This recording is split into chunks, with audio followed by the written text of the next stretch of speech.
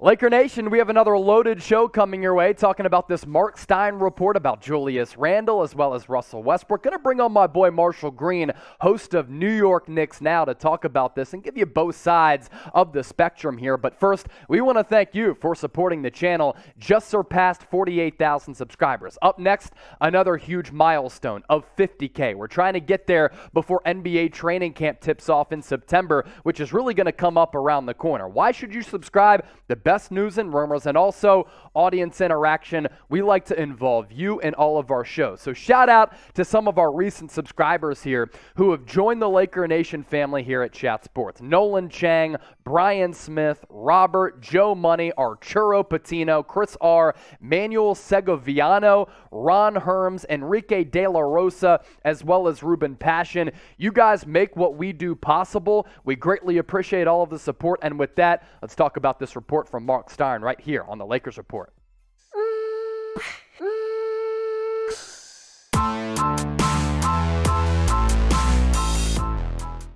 I'm Chase Senior, host of the Lakers Report. He is Marshall Green, host of New York Knicks Now, giving you both sides of analysis about this Marc Stein report that we kind of have to set the foundation for. This is operating under the premise that Donovan Mitchell would be traded from the Utah Jazz to the New York Knicks. Julius Randle would get sent to the Los Angeles Lakers. Russell Westbrook to New York. Then they'd probably buy him out because the New York Knicks don't want to move forward with a backcourt trio of Jalen Brunson, Donovan Mitchell, as well as Russell Westbrook, because that doesn't make a lot of sense. So we'll simplify this for you, pass along the reporting from Marc Stein. He said this on his Substack on Monday. One league source advised me in Las Vegas to keep an eye on the Knicks and Lakers discussing a potential Westbrook deal if Leon Rose can successfully bring Donovan Mitchell to Madison Square Garden.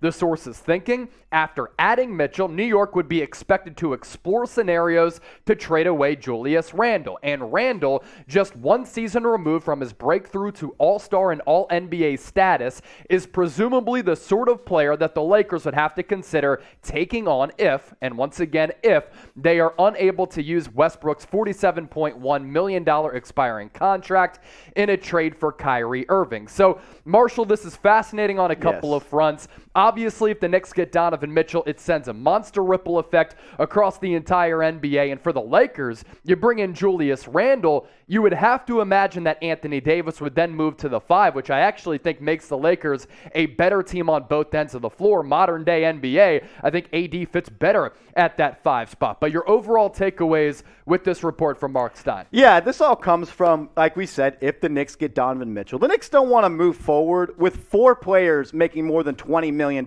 per year. And Jalen Brunson, Donovan Mitchell, you're going to have to extend R.J. Barrett. Does he get the max coming out of his rookie deal? And then you're also going to be paying Julius Randle north of $23 million.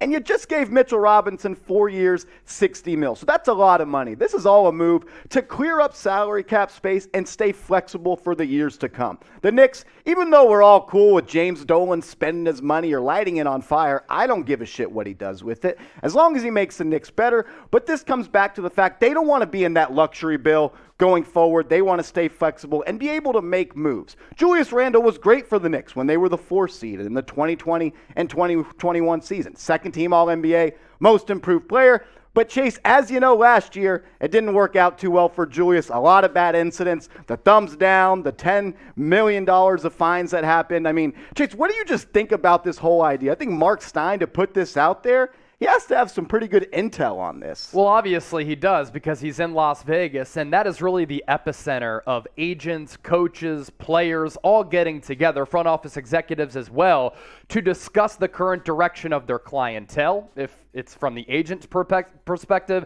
and then for the team's perspective as well. They're trying to figure out and have some of these trade discussions to try to lay the groundwork for some moves that could potentially happen. Now, we're going to continue to break this down, but as always here at Chat Sports, all about you, the viewers. We want to hear from you in the comment section to allow you to voice your opinions on the subject matter. So right now, we're talking right now, who is the better player? Who would you rather have on your squad? JR for Julius Randle, RW for Russell Westbrook. As far as Julius Randle goes, this is pretty interesting, right? Last year in a down year, he still averaged 20 points per game, nearly 10 rebounds. He shot 41% from the floor. and sub 31% from three-point range. But 2 years ago, we're talking about an all-NBA player who legitimately in the back half of the season, Marshall, was an MVP candidate. 7. He finished top 7. He was top 7 in MVP voting. So he's really good. This would, of course, be a reunion back in Los Angeles. And if you get the player from 2020, 2021 on this contract right here, it's actually a pretty affordable price tag considering what other players are making in the NBA. For instance, for Los Angeles, you trade away Russell Westbrook, you get rid of that $47.1 million base salary, you absorb Julius Randle's contract right here, you're saving money, which could then open up an avenue in which you can continue to build out your roster with other players because you're saving money with this deal right here for Julius Randle. So on that front, it's very interesting. Yeah. And then for New York, you have to figure out and go through some of these financial logistics as well as gymnastics in order to absorb that Donovan Mitchell contract, which is more than Julius Randle. And with this forward thinking from Stein, he's obviously heard from people. I think this tells us that the Knicks want to hold on to Obi Toppin so he could slide into that starting 4 spot, and then you move off of Julius Randle. Because if you have plans to trade Julius Randle, but you also include Obi Toppin in a Donovan Mitchell trade, who's going to be your starting 4? You really don't have one. So I think the Knicks right now, in a trade with Donovan Mitchell, are prioritizing keeping Obi Toppin. Whether that means you're trading Grimes, who we know, according to The Athletic, that's who the Jazz are focused on. And then maybe you throw in Emmanuel quickly and a couple more picks. I don't really think it makes all that much sense for the Knicks to hold on to quickly when you already have Brunson and Mitchell and have a 3 small guard rotation. But I don't want to say I know, but I have a pretty good feeling that they want to hold on to Obi Toppin so he can slide in and start at that 4 spot next to Brunson, Randle, and R.J. Barrett and Donovan Mitchell. Yeah, and I'd really like that because Obi Toppin showed in the last 20, 30 games last year, he was really, really 40 good. 40-point ball. And in today's NBA, that type of player is really valuable. Positional versatility, defensive versatility. He can guard some of the switches. He can protect the rim, but then offensively, when you flip-flop from the defensive end to the offensive end, he doesn't need the ball, and he can shoot the 3. He was starting to develop that corner 3 ball, which on this current iteration of the Knicks team, if they do bring in Donovan Mitchell, that too is also valuable. So another question for the homies out there. Would you make a Russ for Randle swap? Give us a Y for yes. Give us an N for no. Once more, get that comment section popping. Now, if Russell Westbrook does get traded to the New York Knicks, there would be a buyout, Marshall. Yes, that's what it sounds like. And then what would happen with Russ? We're talking about a very quick downfall here for a future Hall of Famer who... There's a lot of speculation around Russ right now and his future. Is he going to demand a trade from the Lakers? Does he no longer want to play for his childhood team? Because he parted ways with his agent of 14 years, which was one of the longest and strongest player-agent relationships in the NBA. Oftentimes, these relationships, they last only a couple of years. This, a decade and a half. And you look at the numbers for Russ here.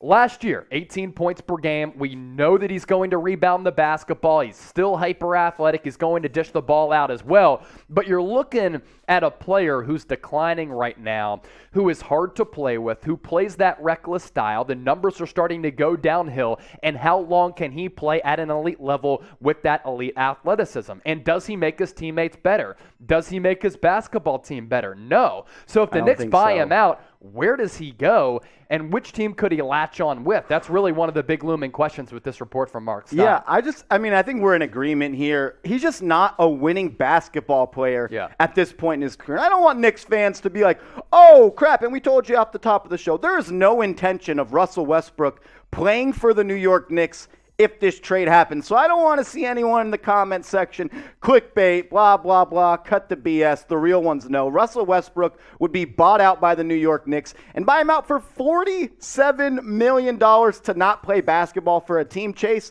I think that says pretty much what every team thinks of Russell Westbrook. You're willing to pay him $50 million not to play on your team. That's a very telling sign, in my opinion. Yeah, and these are two different organizations on two different paths right now, involving two of the most iconic brands in the NBA in the Knicks and the Lakers. The future for the Knicks right now, especially if they get Donovan Mitchell, looks to be bright. But I go into the comment section on the Lakers report, and a lot of people are down on this basketball team, saying, well, we'll see you in 2023 because this upcoming year, it's a lost cause. But you get rid of Russ. Let's say you bring in Julius Randle. There is another move that could happen because you're freeing up some financial flexibility, which is really important for a team in LA that is currently cap strapped. So with that, we want to ask you this. More wins next year. I need the real ones to stand up right now. Come on. NYK for the Knicks. Let's ride. LAL for the Los Angeles Lakers. Once more, let us know. And make sure you subscribe to the channels. YouTube.com/LakersTV. Or if you're watching on the Lakers Report, simply hit that red sub button down below. Just got the 48,000 subscribers. Shout out to Laker Nation for showing up, showing out. And then we just surpassed the 1-year mark on New York Knicks Now. Marshall's done a great job of growing that channel. YouTube.com/KnicksTV. Already 10,000 subscribers in a calendar year. Why should people subscribe to that channel, Mark? We're growing like crazy. We put out videos every single day. We like to have fun, a back and forth conversation with the real one and Chase Sr. And I want to do this. If you made it this far in the video, let's hit a real one roll call because the real ones always watch to the end. We've been growing like crazy. If you made it this far, type real one in the comment section right now.